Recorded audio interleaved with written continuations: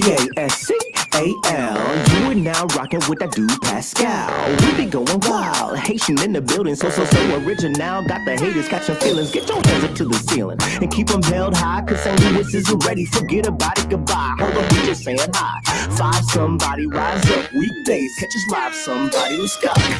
Good morning, everybody, and welcome to the Pascal Show. I hope you guys are all having a wonderful one, keeping it positive and smooth this Valentine's Day. Happy Valentine's Day to every single last one of y'all that are watching the show right now. I appreciate all y'all for starting to tune in. Good morning. It's Monday. I feel like, personally, really quick, before we go into the news, into our stories, and then before I bring my guest onto the show, I always feel like Valentine's Day should be a day off. I feel like it should literally be a national holiday. Now, I mean, some of y'all may disagree. But I do think it's the time. If it lands during the week, I feel like that should be a day that you should be able to spend with your loved ones. That's just my personal opinion. Had to say it real quick. I do appreciate all y'all for coming in, showing the love. See what I'm doing here? Showing the love and being a part of the show. All right. But before we go into everything, please do me a favor. Hit that like button down below. Send those likes and all the love today all the way up. Send the positivity through the roof. And yes, do not forget to crush that subscribe button. All right. Hit it so hard that it shakes the very foundation of your private domicile. Okay? You know your man's working hard out here in these streets, and it'd be great to have you a part of the Pascal Show family. Anyway, guys, we got to jump into this because we're not in here for a long time, but we're here for a good time and an informative time.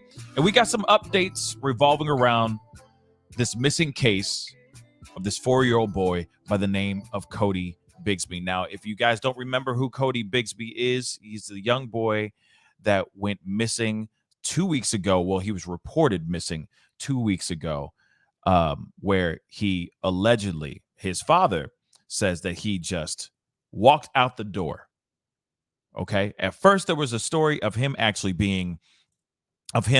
missing. Father went to bed around 2 o'clock in the morning, 1 or 2 o'clock in the morning. He woke up at 9 o'clock in the morning to find his son gone, Codi Bigsby, one of 3 children. One of 4 children, if I'm correct. Now, there's new information that came out just a few weeks ago a few days ago that we broke right here on the show, where the father basically said, oh, no, what really happened is he was gone before that, during the day. His father even said that he admitted to leaving his children. All of them, by the way, are under the age of 5. Okay, so one is 5 years old. Codi Bigsby is 4. And he has twin brothers, or 2 twins that are, I think, if I'm correct, 3 years old. 4 children by themselves to look after themselves while the father went off to do whatever the heck he was doing. Okay. But now we got more information. It's been 2 weeks, y'all. It's been 2 weeks, and we still don't have anything except for some pieces of evidence now. So we got to jump into this story. So let's get into it, shall we? Now, as I said before, Codi Bigsby's been missing for 2 weeks, and they haven't found not one piece of evidence, nothing, not one strand of hair, nothing. All they have found so far is a jacket, which, of course, we need to look into. So here's an article that I found. Here it is. Searching for missing Hampton kid intensifies as clothing item found where 4-year-old was last seen. Okay. Excuse me. So let's get into this. Police were investigating an area in Virginia on February 12th where 4-year-old Codi Bigsby was last seen. Cops were looking behind the apartments where the kid was last spotted and have now reportedly found his jacket. A jacket was allegedly found in the area where there was tire tracks on the ground. Police did not confirm anything with other items found on the spot. WTKR reported that a canine and forensics units were on the scene. Community members have begun their search in the area following Codi Bigsby's disappearance. Now, they have like a few images of what the actual jacket looked like when they found this item. This is what the jacket is right here. Now, let me say this too, real quick. They're saying that this is a jacket that belongs to Codi Bigsby, but we don't know for sure, right? Unless there was a name tag on the inside of it that said Codi. We don't know. They're speculating that this could possibly be an item that belonged to Codi in the same place where he was allegedly last seen. Now, I want also to point something out.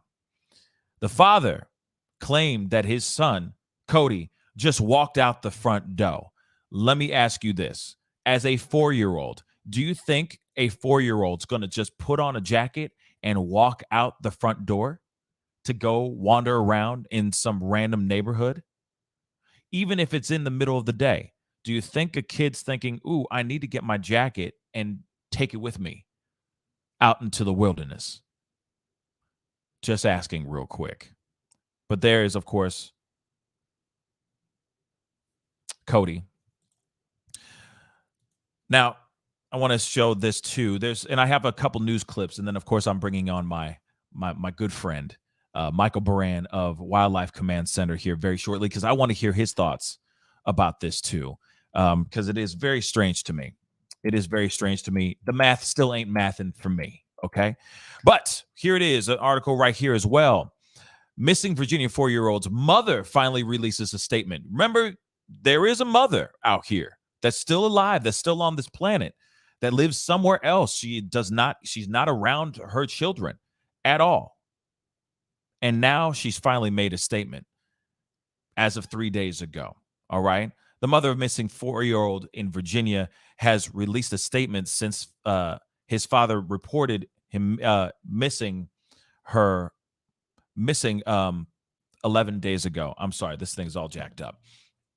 Anyway, Codi Bigsby was reported missing by his father, Codi Bigsby, on January 31st, which we now have learned that he was missing days before January 31st. Okay. He said at that time he was last seen in the home at around 2 a.m. This was January 31st, which he first told the police. Okay. Codi was asleep when the father reportedly last saw him. When he woke up, he said Codi was nowhere to be found. We also found out that that is a lie. All right. From the press briefing that we saw last week. Hampton police say Codi Bigsby has not been found despite a massive search effort, which the entire town has come together looking for this young boy. Literally, people are coming out from other cities, other towns, donating their time to find this young boy. And yet still no one has come out with anything except for a small jacket so far and some tire marks. Like I said, we're going to get into that here very, very shortly. And don't forget to hit that like button. Send those likes all the way up for me, okay? That would really mean a lot. Hampton police say Codi Bigsby. I just said that. I'm so sorry. So Wavy reports that the charges against Corey are not directly related to Codi being missing. He is still a person of interest regardless of that. All right. We already know that. But he's been locked up for negligence. Okay. Many, many counts of felony negligence. That's some serious stuff. All right. It is the first that Codi's mother has released a statement regarding the case. Wavy reports she is not a suspect. Okay. So this is what she says here. I sincerely appreciate all the volunteers, rescue workers, FBI, police, news reporters, the community at large, family, friends, and everyone who is showing love and support for Codi. It truly warms my heart. I'm praying for the safe return of my baby boy, Codi. This is what she said to his spokesperson, to Wavy. And yes, that's just a snippet of what she has said. She has finally come out, and this report came out 3 days, as of 3 days ago, the 11th. She finally has come out to say a few things. Now, the mother has been quite a bit of a mystery. We don't know who she is. She has not been really identified out here. I know that people, the streets, have identified her, but as far as like news outlets and the sort, they have not said anything about her name. I have looked and tried to find photos of her. As of recently, I haven't found any photos of the mother. It's very strange to me that they're not really looking into this woman. And the other question is why she doesn't have full custody of her children, right? Why did Corey, the father, only have full custody over the children? Or why was he the only one raising the children? Why aren't they co-parenting? But that's a whole other Charles Dickens story in itself. Now, we have a few videos that I want to pull up. And covers more of the fact that the police have found police evidence. And then I got my good friend coming on here so we can chop it up and talk about this here. So let me pull this up here so we can see this for ourselves, shall we?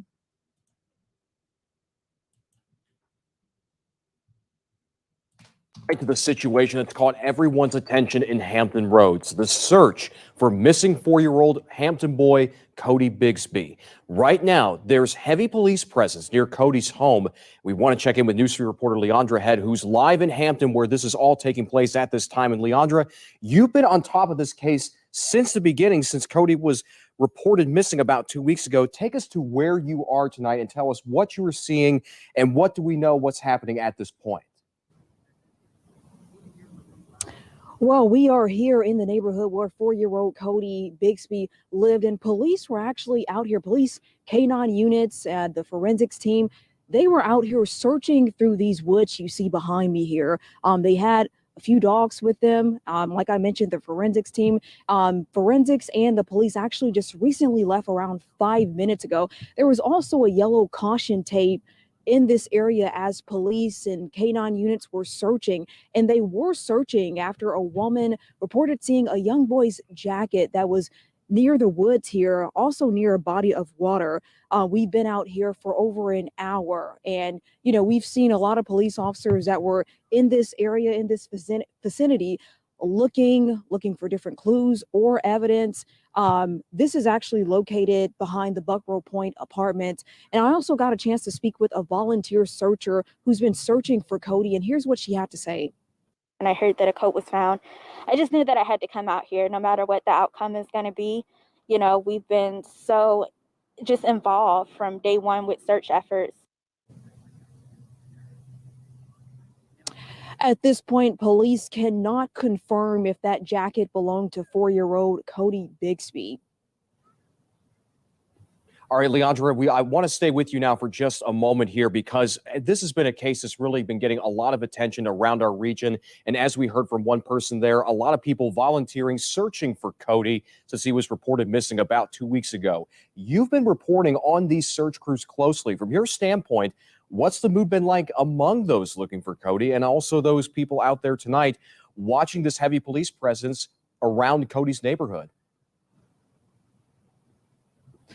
Well, I can tell you when we first got out here, I saw a group of neighbors actually praying for a safe return for Codi, praying for Codi's safety, and praying that Codi, is found alive and found safe and that he's in safe conditions right now. Just the mood out here tonight. I spoke with a few different neighbors, and they tell me that they are just very invested in the search efforts. You know, a few people I talked to, they've been out here every day since Cody has been missing. And when they found out that a jacket was found tonight, they rushed out here. I saw at least 15 different people out here looking onward as police and forensics and the canine units were in these woods searching after that jacket was reported, excuse me. So just a lot of different reactions from neighbors and residents who live around the Buckrow Point apartments. Yeah, many people, as you mentioned, invested in this search. People, small businesses wanting to join in the search for 4-year-old Codi Bigsby. Leandra Head, thank you very much. I want to say that I am, first off, so thankful for all the people that are out there in the streets right now in that neighborhood trying to find this young boy. People have literally stopped what they've been doing, have driven out of their way, don't even live in that area, have driven and gone out of their way just to see if they can find this young boy. There's a 4-year-old boy that's been missing. This young boy's been missing longer than just 2 weeks, by the way. But he was only reported missing January 31st. So I hope that they're able to find him. I mean, obviously, it's starting to look more like the light is starting to dim a little bit as far as the possibility of this young boy still being alive. But I still am holding on to hope that this young boy is still in one piece, is unharmed, and is still alive. Right. But before we jump into more of our stuff, I got to bring on my good brother, Bare Hands Buran, or Michael Buran of Wildlife Command Center. Hello, my brother. How you doing? Hey, Pascal. Good morning. Happy Valentine's Day. Happy Valentine's Day to you too, man. I want to say a big thank you for coming on and taking your time to talk to us about this and being a part of this discussion. One thing I want to talk about though here is the outdoor. This is the reason why I wanted to have you on, right? Is to talk about the outdoor elements and these tire marks and this jacket and all this stuff, right? And I know that we had you last time back in the day with the Brian Laundrie case, and when he had gone missing, and we talked about the elements there as well. This is kind of a different scenario, different terrain, different environment. So I had to ask you about this because this seems so strange to me that this child has been missing for weeks. And suddenly now this jacket is found in the middle of nowhere. There's tire marks next to where this jacket is found. And I'm wondering, can this possibly help bring this child home to safety? Or is it or not? So I wanted to know about what your thoughts are on as far as how the jacket was found, the tire marks. Is there any possibility of it helping the case? Well, of course, there's a lot of speculation going on with this. The first thing that I start thinking about is just, when I was looking at that area, I was Googling the temperature just to see how cold has it been getting at night. And I'm going to tell you, outside in that area, those temperatures are unsustainable for a 4-year-old child. There's just no way that he's just wandering around out there. That's just not happening, at least not, unfortunately, alive, and that's the other thing is, what are they looking? Are they looking for a live child, or are they looking for a body? That's a very good. What are they looking for? That's a very good question, because honestly, I'm wondering. I mean, I'm seeing in the comments too. I'm seeing infinite content saying, at this point, it seems like they need to be looking for a body, a cadaver dog. I'm seeing Peggy Laswell saying cadaver dogs, definitely have to hit on U-Haul, or like basically, there's a lot of people are basically saying yes, we should be seeing some sort of dogs that are out here looking for a body instead of looking for human life. Right. Yeah, it's a difficult situation too, because you think about, well, we'll just bring a bloodhound in and we'll find it. Well, I mean, is there even a scent trail? You know, it rained a few times, and so, and if the child had shoes on, you know, in the urban environment like that, so yeah, the only dog that really would work would be a good cadaver dog, and I don't want to put any negativity out there. I hope they find the child alive. I really do. However, when I look at a case like this, and I look at a situation like that, and you just look at the environment in general, there's two things that come to mind. Is one, it's hard for a child that small to just wander around in an urban environment and somebody not pay attention and see that. I'll give you a great example. I live in we have the Wildlife Command Center just outside a subdivision that's pretty rural, you know, spread out, and there's about 300 homes back there and in the area. I had a small kangaroo get out for about 3 minutes one time, and I had 40 phone calls, Mm. you know? And Kangaroo. yeah, you know, it just one of those things. Kangaroos are like racehorses. They like to run. But the point is, you know, it was the middle of the day. It ran down the road, maybe a half a mile, Mhm. and we caught it within 3 or 4 minutes. But I got at least 30 phone calls about it, you know? Like, so there's a 4-year-old child that everybody know. Obviously, you see a child that small wandering around, you know that ain't right. Thank you. Somebody's going to call in. I, the child may be very alive, but I'm sure that somebody has it. And if somebody has the child, then you've got to think nefarious things, nefarious thoughts, and there's something really, really wrong with this. Right. Because I feel like everybody, neighborhoods are very nosy, right? And they all Yes, keep, yes, even though they may not know their neighbor, they're still keeping an eye on their neighbor because they're nosy, and they just, you know, people are nosy. And if yeah, a 4-year-old just walks right out the front door without a like, and suddenly, oh wait, this child turns back around to go get a jacket because it's a no, tidbit nipply outside. I just no. don't think that even happens. Now, we have to play out the possibility of what if this jacket happened to be placed there, right? Staged there. What are your thoughts on that? I have absolutely no thoughts on that. I don't know. One, the whole scenario. We're not talking about people that are super intelligent and the finest criminals in the world that would want to place clues or things of that nature. Um, if the father did want to place some type of thing where he wanted to lead the police in a particular direction, I mean, I think the police already know that. I think the police already know that someone has this child somewhere. Like it's like somebody took it. That I don't see the child just wandering around in the parking lot, wandering around in an apartment complex, wandering around in that 7:30. neighborhood, and then making it all the way to the woods over there. Because you know, I just looked at a quick satellite view of that area. The woods are not that big in the bigger No. scheme of things. You know, that water bothers me a little bit. You know, but also 4-year-old children cry a lot, especially if they're uncomfortable at all, you Facts. know. And so this little child, if I had to believe that this little child wandered around, was playing with worms, chasing a kitten, a little bunny was running, and he chased it out into the woods, and then he made it all the way over to the lake and he fell in, I don't think so. Okay. So they said No.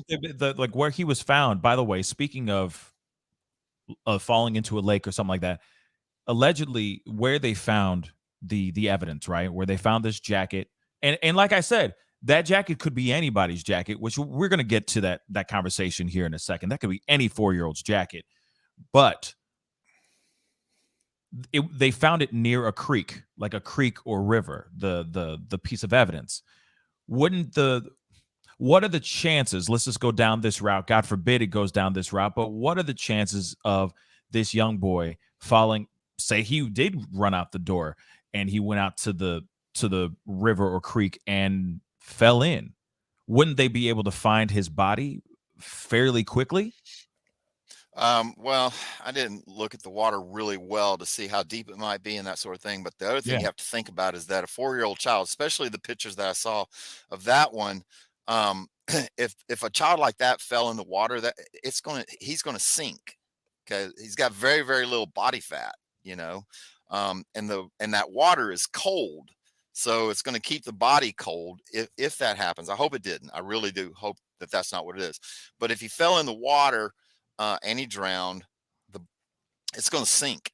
It'll be a long time before enough gases produced in the stomach area in its abdomen produce enough positive buoyancy for that body to rise. Now, us adults, we typically don't sink because even we're thick, we're fat. You know, we've got a lot of positive buoyancy. But you look at the pictures. That little kid one was skinny, which means he's dense and he's got very little body fat, and he's definitely not positive buoyant. Yeah, see how small he is. I mean, he's just a little guy, and Right. in a body like that, if it drowned, it just doesn't float. And if there's any current in that, then what happens is the body sinks to the bottom. It's pulled along the bottom, and then the appendages, the arms and the legs, get caught up on root blocks, stuff like that, and then it's Right. just underwater. Yeah, it's just so strange to me that if he was, God forbid. I mean, okay. Of course, fam, forgive me, but we're entertaining all possibilities, even the worst possibilities, right?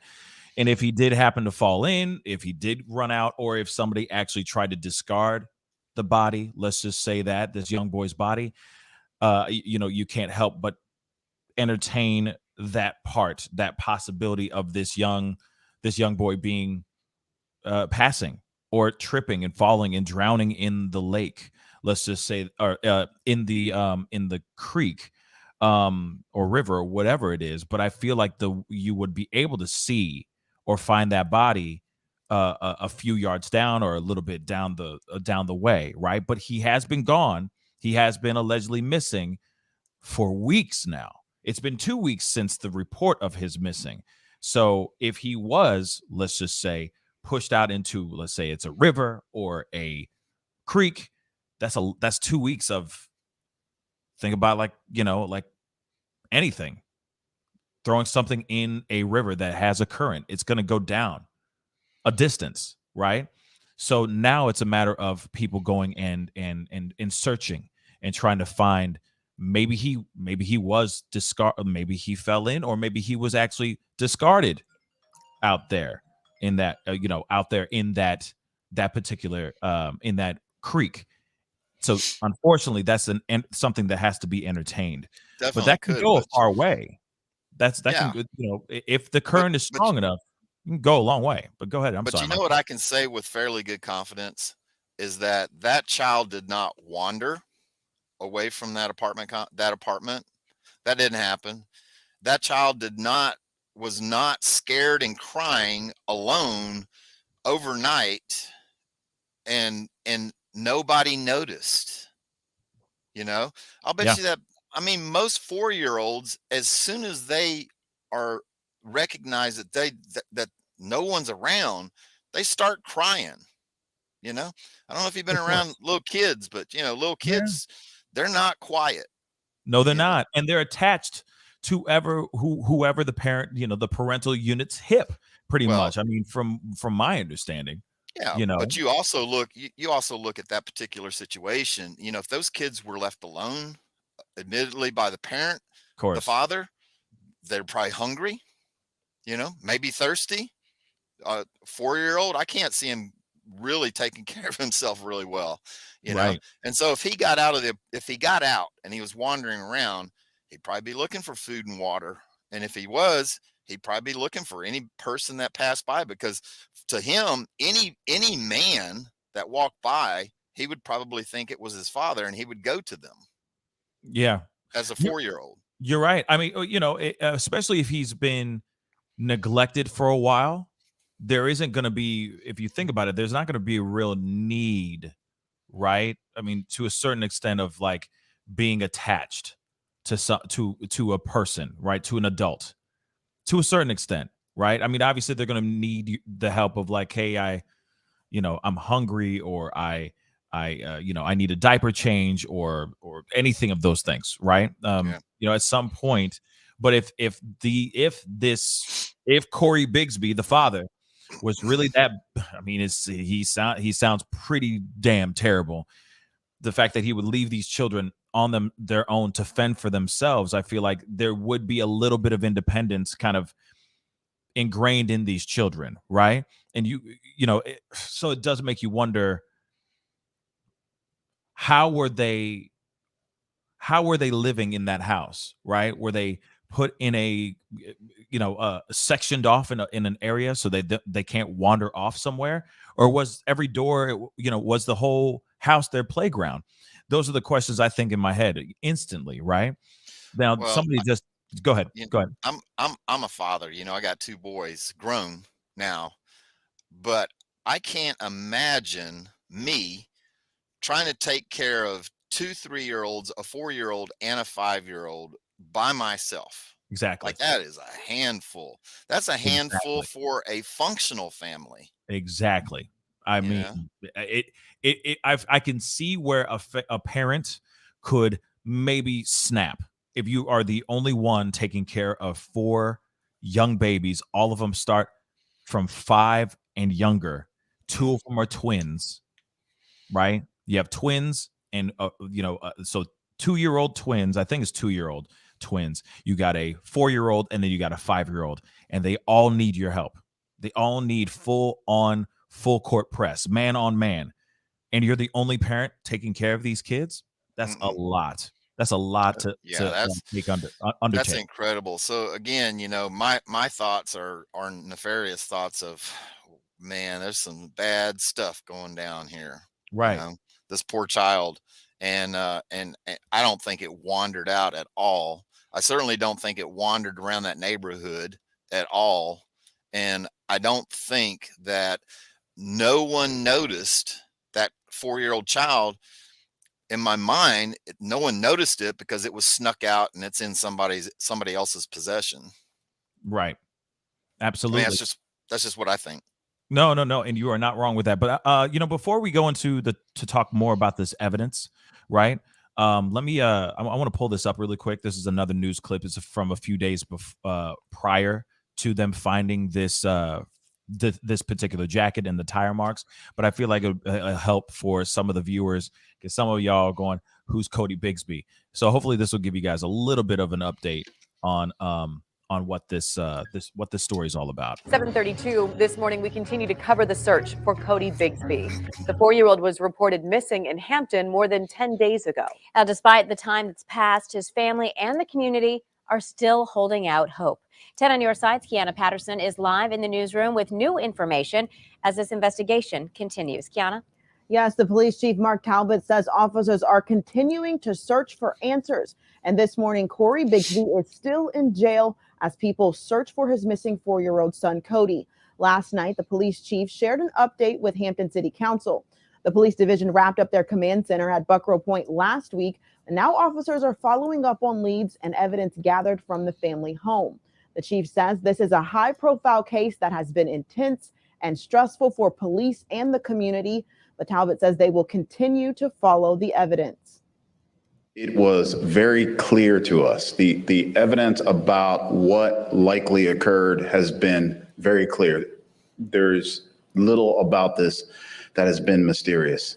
We've tried hard to avoid a search for a 4-year-old boy in a tragedy, an unmitigated tragedy. We didn't want it to become a sideshow. We will continue to work and do everything we possibly can to figure out what happened to this child. And a group of community activists and volunteers also attended the meeting last night. Members told council that they are still searching for Codi in the woods near his house every day. They called on police to be more transparent and for council and the mayor to be more active in the search for Codi. I haven't seen or heard any of our elected officials make statements to encourage the search efforts, to come out and lend a hand with flyers, or to donate their time in some way. And that's a whole other Charles Dickens story in itself right there, talking about the, government officials and whatnot. But I do think that it is very important to know that the police are now sitting here saying, hey, we're not saying everything because we don't want it to turn into a circus. Think about what happened with the Brian Laundrie case and everything that went down with Brian Laundrie and Gabby Petito. That was an absolute psychotic circus. It was a freak show.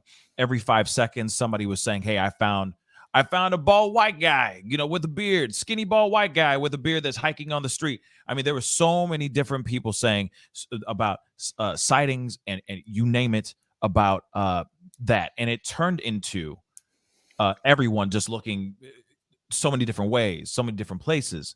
Instead of this being a thing of people are out here trying to find out the key evidence, the key facts, so that we can bring this child home instead of just making people go left when he's actually really going right, if that makes any sense. So I wanted you guys to hear this because obviously the cops know more than I think that they're letting off, because I don't think they want it to turn into a chaotic situation of misinformation. What are your thoughts on that? Pascal, you heard the sheriff. The sheriff just blatantly said, and what I heard, we know what happened. There's no mystery to this. We're just not telling y'all. That's what he said. He said, we know what happened. There's no mystery. Right. What does that mean exactly? Exactly. And also the one volunteer that was speaking, she's like blaming officials for not getting involved. Well, guess what? They already know. Why would they spend time, money, and resources on a manhunt in the woods if they already know? And the police sheriff said, we already know. This is no mystery.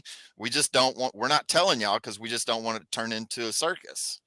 Now, if they know more than just, okay, so if they already know, because even Tyler Hackner just said, yeah, they already know. You know what I mean? They already know. If they already know, why wouldn't they at least say, okay, we are on the search for the body? If they already know. If they already know that, or if they know that this child is still alive, why are they not saying it? It must be some crazy stuff, man. I mean, that's information that you're holding. That's information that you're holding back on. That's information that you're not giving out and letting people know about.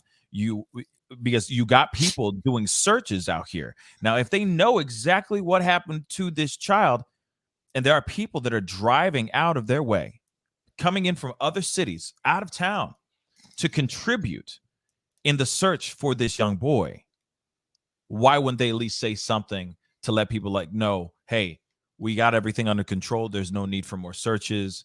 We are now in the search for this particular thing. We already know that it's in this particular area, and we're going to be focused on this concentrated area.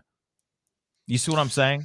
I just feel like that information is important. You got people spending unless it's such a bizarre thing that they want all that attention in that area because they don't want people to know what really happened just yet. Because if people knew what happened and you do a nationwide search hunt, you'd have so much of an pouring of sightings coming in of little 4-year-old kids everywhere.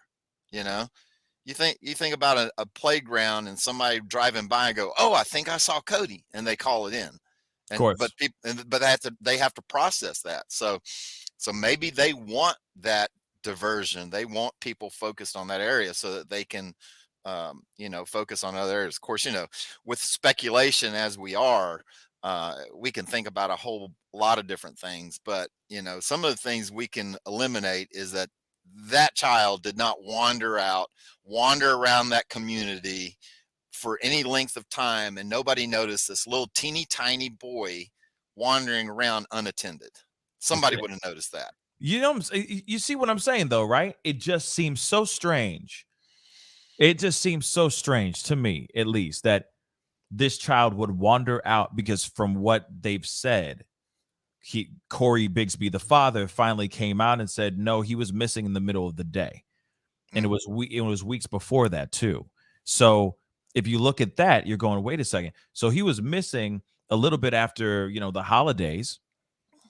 He disappeared in the middle of the day. This is during the time where Codi Bigsby would just leave for 2 hours at a time, leave them unattended. He came back and Codi Bigsby was gone, missing. So you're telling me that no one came into the house, broke into the house, snatched the child, anything of that sort? I think it's even worse than that. I mean, and I'm just throwing stuff out here. Of course. But we've over the years, we've read stories about parents selling their children multiple times. I mean, that's just like that just happens. I mean, it's hard to think about that, but that kind of stuff happens all the time. And so that's where my mind goes, is that this guy is one. I mean, just the little bit that I know about it, he's not going to win Father of the Year. No, he is not. I mean, that's very true. It could have been a situation where he sold the child. That's possible. We have to be careful what we say on YouTube, unfortunately. Sure. But what I'm saying. This kid could have been sold, and that is a good possibility as well. But then let's go back to the evidence real quick, because I do have some questions about that, and I know you're outdoors a lot, right? Mm-hmm. Wildlife Command Center. By the way, guys, go and check out his YouTube channel, Wildlife Command Center. We are going to be talking about that here shortly as well. But let's talk about the evidence. So they find this, it looks like a jean jacket, toddler 4 or T4 jacket that was obviously covered in mud and grass and all that. After, from what I heard, it seems like somebody was searching in that area after, it wasn't as cold, right? Things started to thaw out even more. So they went out to go check out that area, and they found that evidence and tire marks next to this jacket. Now, my question to you is this, Bare Hands Baran. What kind of evidence can you get off of that jacket if it's been in snow, rain, whatever? Let's just start with the jacket itself. Well, first can you off, still get anything after all that wear and tear? No, you can't. I mean, that's one, it's not evidence. Two, it's just something that somebody found. Like, that's it. That it has nothing to do with this case, other than the coincidence that it matches matches the size. I don't know. Do we know for a fact that it's a 4T, this jacket size? Because that's tiny. From what I've received, people said that it was a 4T. Yeah, so we don't know that that's Cody's jacket. There's tire tracks everywhere. And is it helpful? It's not. It's just to me, it's just a decoy, something to give something to give the public to hold on to think about, to grab onto. But if I was looking for it, or if I was tracking any type of creature, animal, mammal, that information is useless. Like, it doesn't help at all in any way. Okay. Like when I read it, it just, that doesn't mean anything. They can't get any scent off of it, especially if it's been there for 10 days. But I don't know if you guys remember this Snow-A-Gaden that just came through, but it hit everywhere, including Virginia. Mm-hmm. And that was just the 1st of February. And so, there's been a lot of rain, snow, precipitation, things that have just completely messed the scent up, if there was any. So there's absolutely no chance of using that jacket with like a bloodhound dog to try to find this child. That's just not going to happen. That's just not So It's you're not the way saying, it works. so then how long does it take for something like that to happen? I mean, if you really think about it, say it was my jacket and I went missing. It was there in the middle of the snow, or it gets hit with snow, rain, sleet, you name it. There's no possible way of. Well, first off, if I was going to use a dog and it was soon enough, Uh-huh. then I would get something out of your house that smelled like you. Like I go in your dirty clothes and I get your underwear, because that's what you need for a dog to be able to find you. Fascinating. Yeah.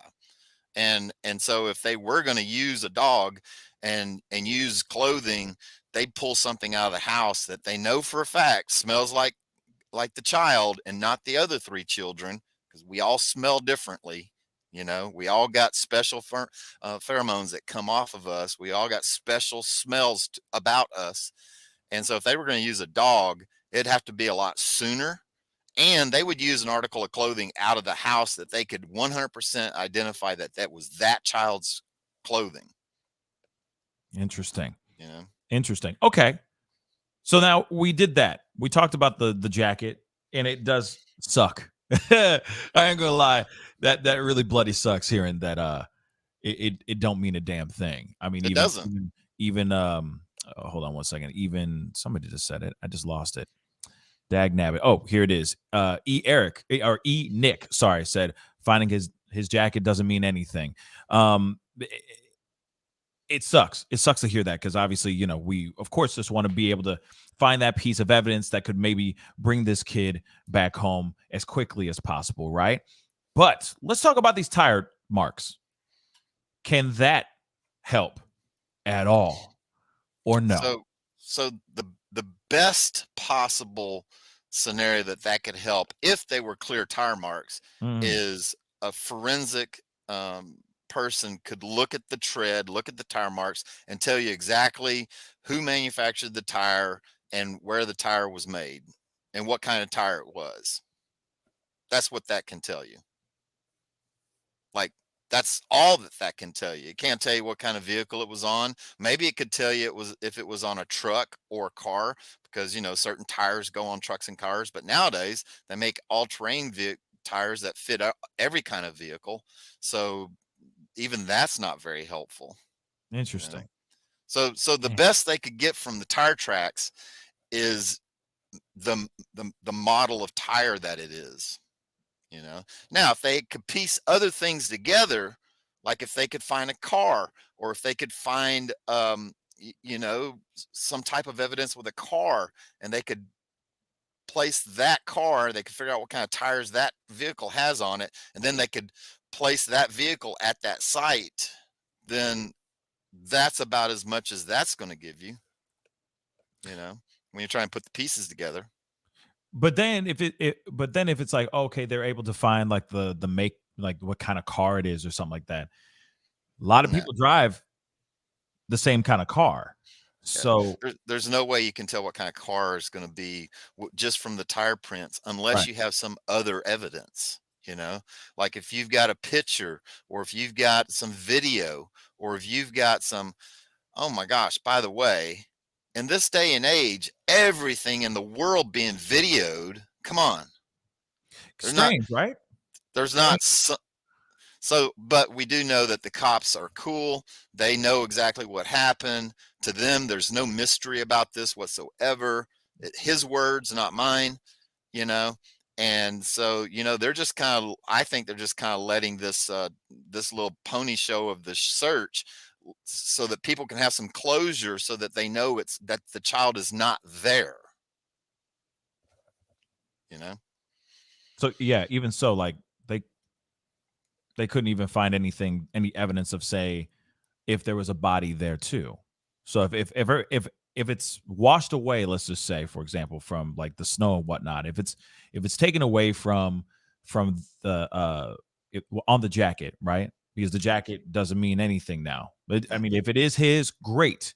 But it maybe says he was there in that area, but it doesn't mean that anything else. It doesn't lead us to actually getting him home faster and safer, right?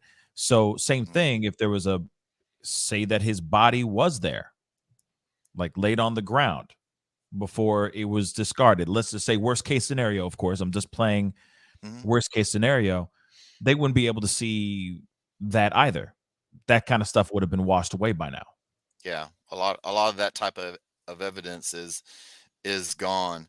Man. You know, you would hope, though, if they had a crime scene, which they don't, that they would rope it off and you'd have a forensic team in there looking for these little tiny small clues so that you could piece it together so that they could build a case to prosecute the father or prosecute whoever they think is responsible for a child. But you would also think that if the police knew and there was no mystery and they know exactly what's going on, they would at least release some video or something of the child alive somewhere, you know, unless the child's not in the United States and they can't get that information. Yeah, I mean, well, 2 weeks or more. I mean, more than 2 weeks. Let's just be real. 2 weeks, more than 2 weeks. 3 weeks. That's a lot of ground. That's a lot of ground to cover, right? We talked about the same thing with the Brian Laundrie thing. You know, he was gone only a few days, and he covered a lot of ground, right? He made quite a distance off of a few days of just not being around. Oh, he said he went out to the swamps to meditate, you know what I mean? And he never came home. They came to see them 2 days later, and he was already gone. He left Tuesday. It's still even 2 days. And if it's an able-bodied person taking control of this young boy, that's 2 weeks, 3 weeks. That's a lot of ground that person can cover if this small child was actually abducted, right? But real quick, I want to say thank you so much to Deborah Sloan. Thank you so much for becoming a member. Welcome to the Pascal Show family. Thank you so much for your support. Every little bit counts, really. Thank you so very, very much. And for those of y'all who are on this show watching for the very first time, please do us a favor, hit that like button, send those likes past 200 likes. That would really mean a lot. And also don't forget to hit that subscribe button. All right. It'd be great to have you a part of the Pascal Show family. Or if you're already on the show and watch the show frequently, please hit that join button down below. I also have a Patreon support if you can. It'd be greatly appreciated. Okay, but moving on. Thank you so much, Deborah. Welcome to the family. So when it comes to all this, right, it's a nothing burger. That's basically what you're trying to tell me. It's nothing. It's nothing, y'all. Like, I'm going, okay, this could be evidence that could get us closer to such and such, but it might not. Then also doesn't automatically mean that this jacket is actually Codi Bigsby's. It could be any 4-year-old child's jacket. But then it keeps me thinking it's in the neighborhood. A lot of neighborhoods, especially apartment complexes that Codi Bigsby and Corey Bigsby lived in, the father lived in, where the security cam footage. Is there security cam footage? I feel like we live in a world now where every street corner there's some sort of big brother watching us all the damn time. So why haven't they pulled any types of footage from anywhere to see if that child is cited on those videos? I think the frustration lies in that they have. Like, I think we know that they have, and so they're keeping a lot of that information close to hand for some reason. You know, I mean, I asked, you know, why is the mother estranged? You know, the biological mother of these 4 children are all 4 children from the same mother? And if they are, how in the world did she crank out that many kids that quick? You know, you're talking about a 5-year-old, a 4-year-old, and then twin 3-year-olds. Yeah. What happened? I mean, who knows this family? Well, Michael, when a man loves a woman, they make a physical handshake, but it's between the sheets and everything, and then you know, boom, you know, and then life happens, my son. Life happens. Gosh, But no,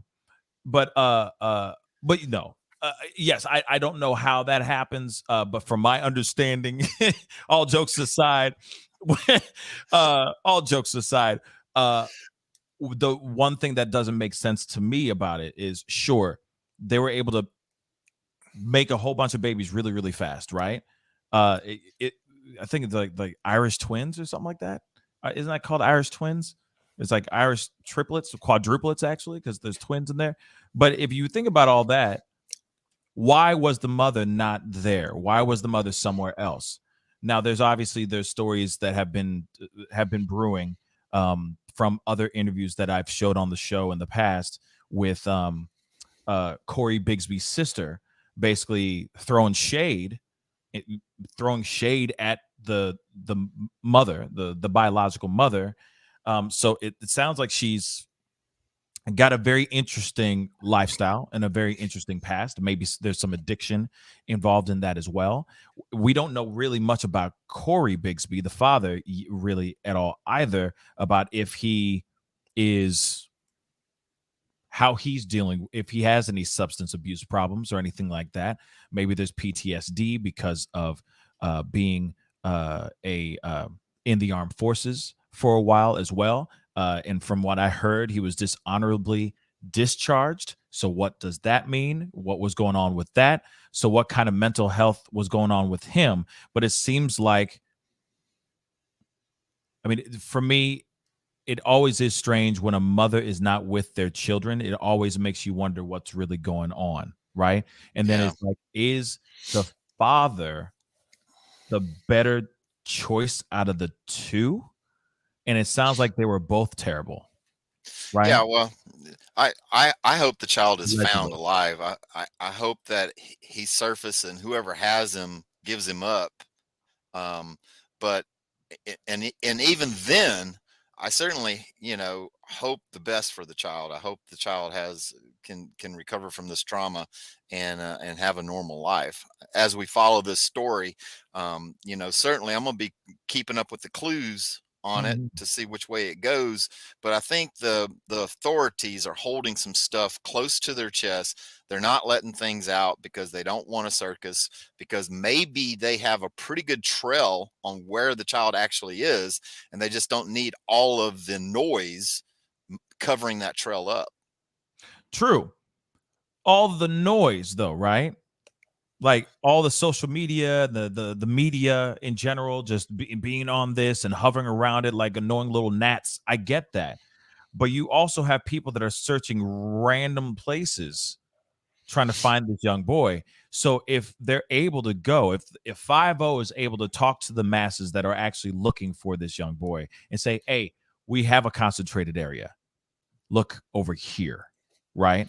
Y'all are cold all the way out here, come over here and focus here, then there won't be, it'd be controlled instead of it just being everybody looking underneath people's cars and going through their backyards and stuff like that. You see what I'm saying? Well, the one thing that does for the authorities is it keeps a lot of focus in a particular area, and also it gives the community some closure. Like, they're out there looking, they know that the child's not there. Like, that's going to give them closure. All that searching in those woods, all that searching in that area, they'll have some closure when they do release what actually happened. Yeah.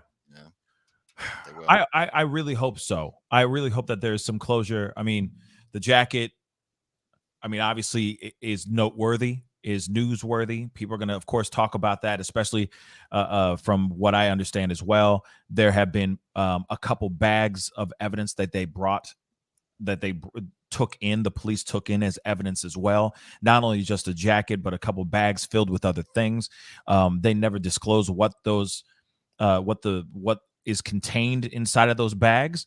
But hopefully we'll get more information here very soon. Obviously, forensics was in the area looking things up and all that. But after being hit with such with rain, sleet, snow, then a snow Mageddon happened last week. I could see things kind of melt away or get washed away due to just weather and nature being nature, right?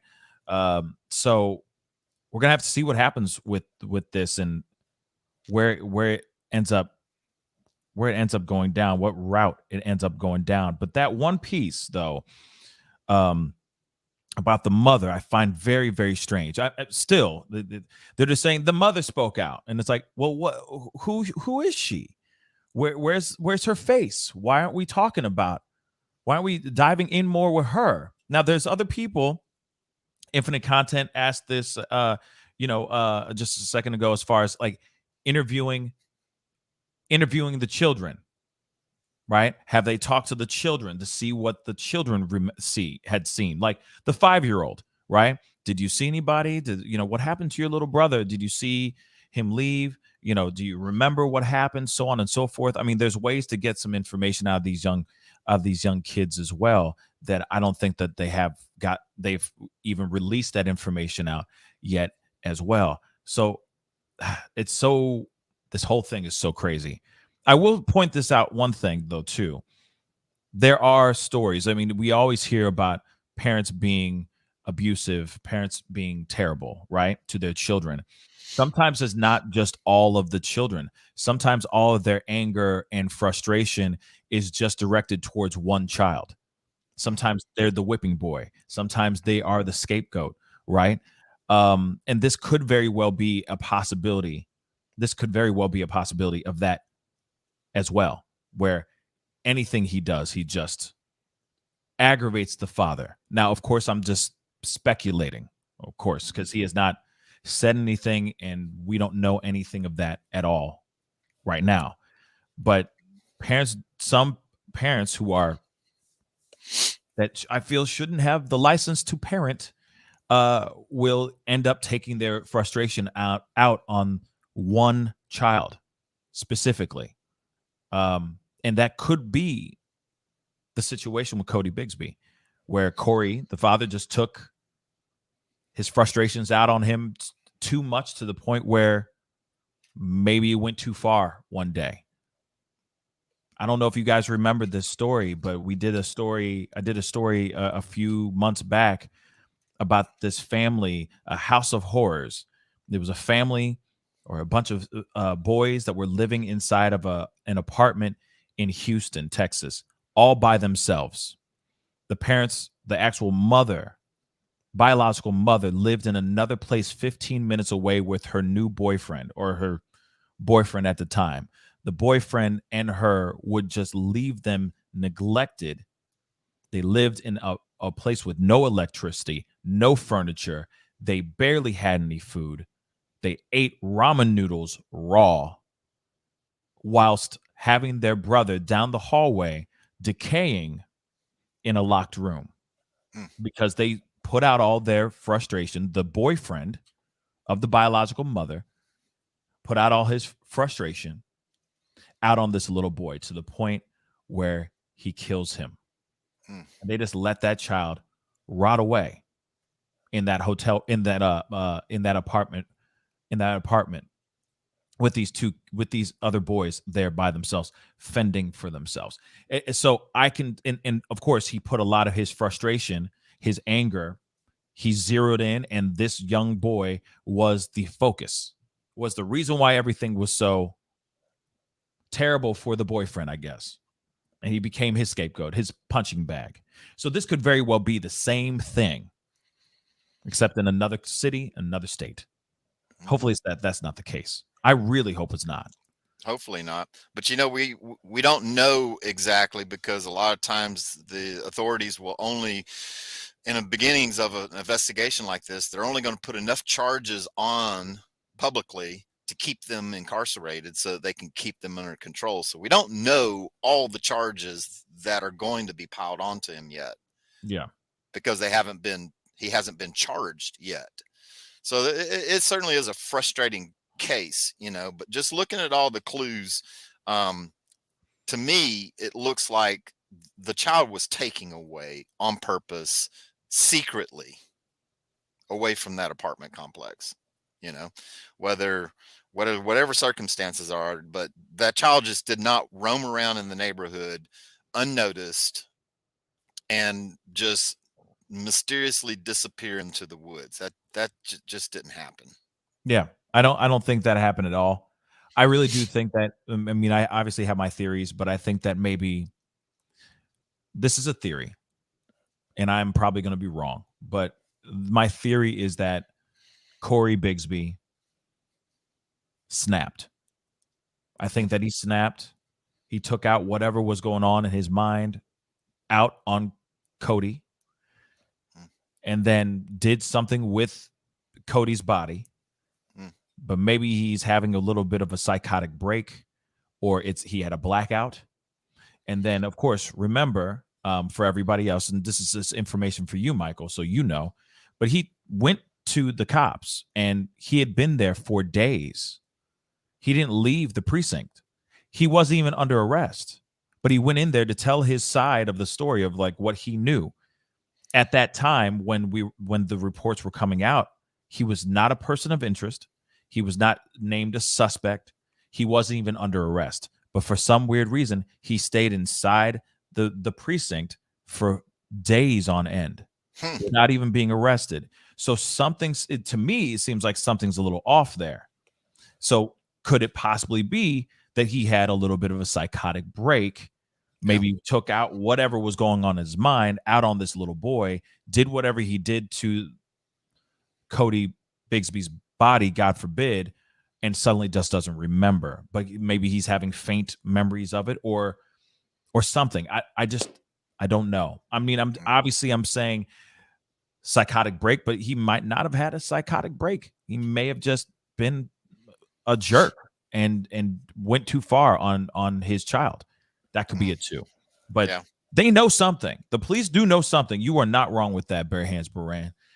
They most definitely know something. But the thing is the one thing that they don't know, which is the most important part, is where is this child? The exact location of the child. Exactly. They don't know that. But exactly. Like I said, I think they're diverting everybody's attention to that area. They're maintaining the search because there's a bigger picture, and they just don't want all the noise that will come if we really knew more or knew what really happened, or maybe Codi confessed exactly what happened, and it's so bizarre that the authorities just can't possibly release that because, one, the outlash, but mostly I think it is because of all the noise that would start happening that is not useful in an investigation to find this child. Yeah, I'm hoping that we get this figured out.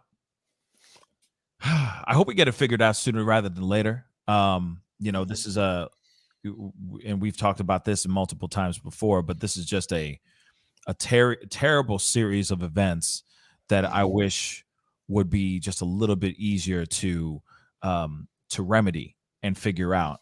And only time can tell. But I will say this too, though. If the police really know something on top of this, they would have been saying something like he did something to this, whatever he did to the child would have been out by now. You see what I'm saying? Then they would be like, we are now looking for a body. You see what I'm saying? They would at least say that. I don't think they would hold everything close to the chest. They do know some stuff, but I feel like they wouldn't hold that close to the chest. Maybe. But Michael, I need to ask you, because obviously I do appreciate when you come on and talk about these things because you are very, very knowledgeable with these things. Tell everybody so that they go and find your channel. Tell everybody about your channel. What is up with Wildlife Command Center on YouTube? Well, the main thing about Wildlife Command Center is that we rescue people from wild animals, and so we deal with a lot of mysteries, if you will, but in the realm of wildlife, causing havoc or intruding on people's lives. So that's where we specialize in. And, I often have to look at the small clues to be able to figure out how to remedy the situation best way. Now, our YouTube channel is devoted mostly to try to entertain you along the way. But also we do a lot of do-it-yourself type stuff where we show you exactly how to do things whenever you're trying to remedy animal problems. We teach you how to track animals, how to figure out exactly what's going on, and then how to remove the animals yourself. However, if you can't do it yourself, we are a company that will come in and do it. The YouTube channel, the Wildlife Command Center, and that's what the name of the YouTube channel is, Wildlife Command Center. It's focused mostly on those entertaining aspects of the crazy wild world that I live in. Most entertaining are the hawk rescues where a hawk has got itself into some crazy type of situation, and we get in there and we rescue that stuff. We've got some really good slow motion footage of the actual rescue itself, so it's entertaining. It's informative and it's entertaining. Yeah, and if you love furry animals and the feathery and the scaly animals, you will get all of that and then some on his channel.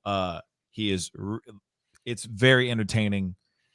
We did a ride along about 3 months ago. We got another one coming up here very soon, which I'm very excited about. And if you haven't seen that one, go check it out. It's ridiculous. Dead deers. That's all I'm gonna say. Dead deer. I can still smell it in my nose. Like it's still lingering in the nostril hairs.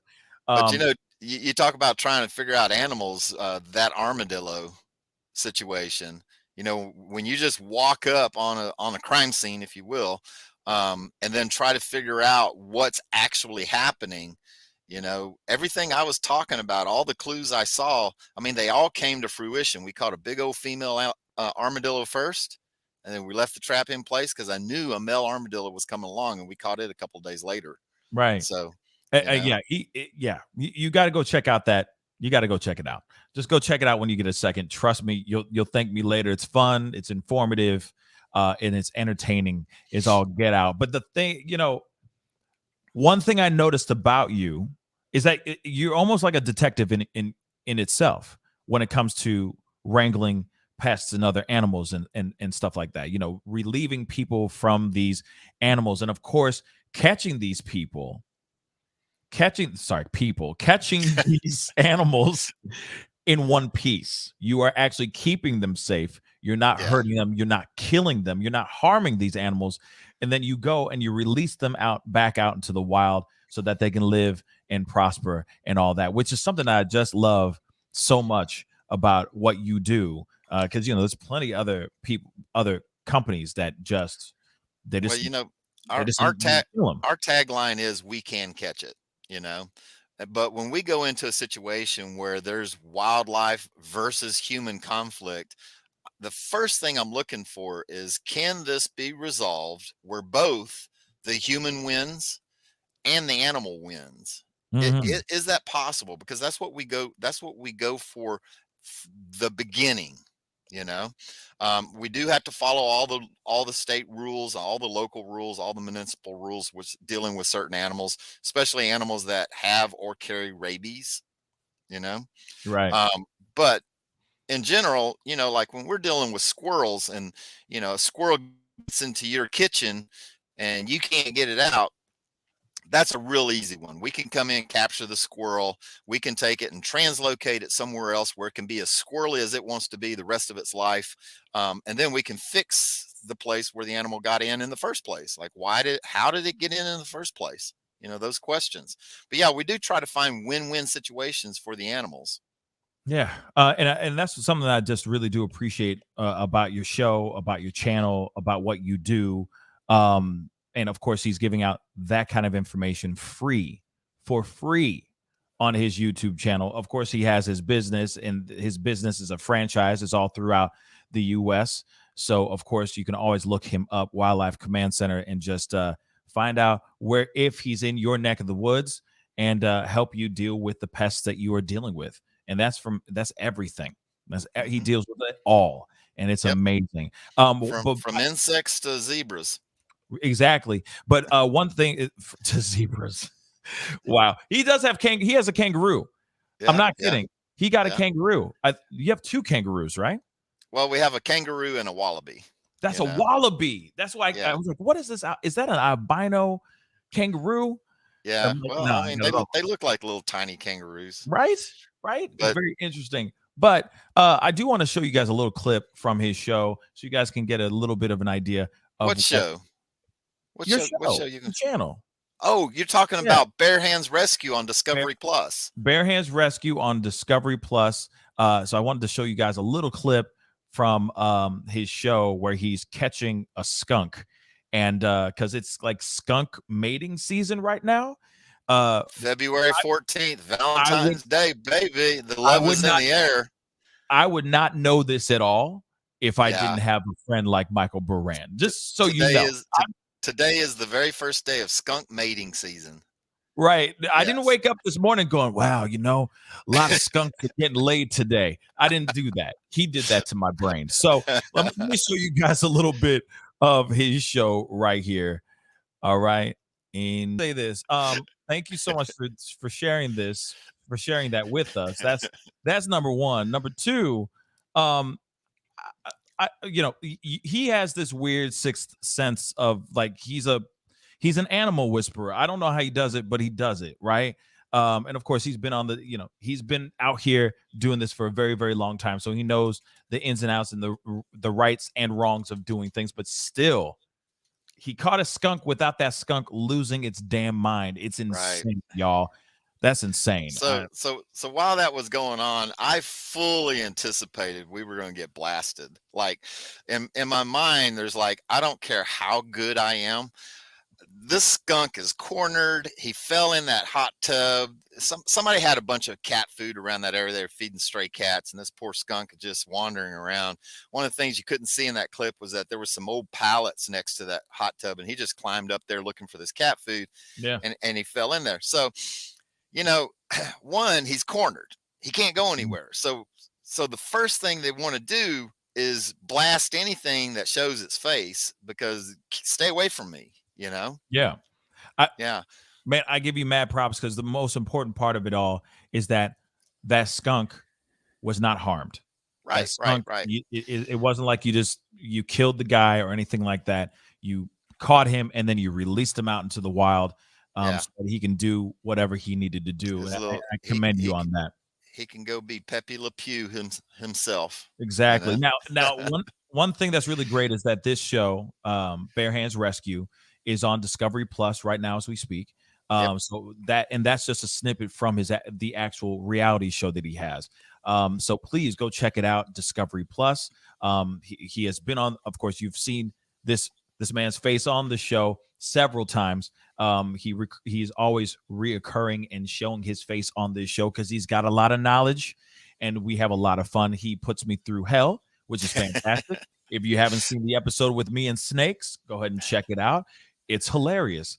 But please go check out his channel, Wildlife Command Center. We have put the link in the chat, and obviously it will be in the description box down below. And Michael, I do appreciate you coming on and talking to us and giving your knowledge on this situation with Codi Bigsby, and hopefully we can find this young boy. And I appreciate you coming in and bringing in your 2 cents. I appreciate it, Pascal. You and all your viewers, y'all have a great Valentine's Day. Be with who you love. Facts. I love that. Thank you so much, Michael, and we'll be talking to you soon. Have a blessed one. Bye now. Peace. Well, guys, I want to say a big thank you to Michael for being a part of the conversation, being a part of the show. It is about that time to head on out for myself as well. So that's it, guys. Appreciate you all for coming on.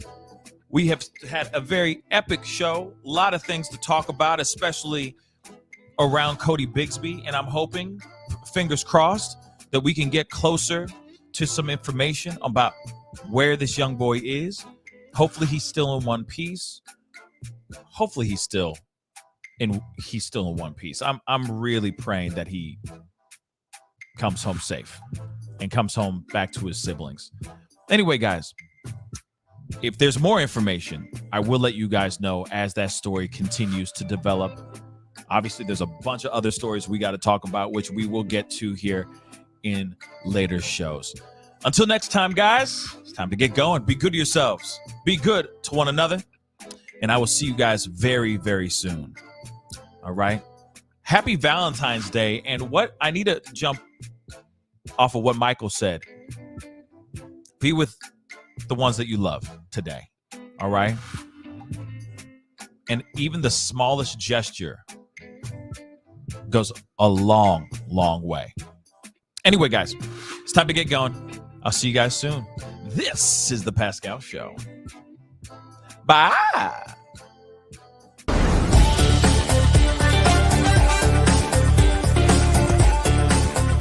You're going to perform tonight. I can't make this interview boring because this man is too exciting as a host. And I'm truly saying this, and if y'all can't do this, me and this man here is going to leave and go somewhere else so we can get some love. I want everyone in the building to say, I love Pascal on the count of 3. 1, 2, 3. Wow.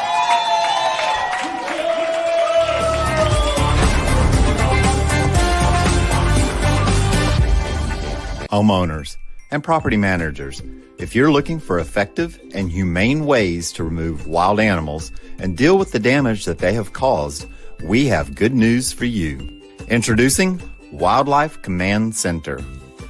We are the only wildlife company that checks 70 different areas on a structure to determine the answers to the following questions. For more information, call us now.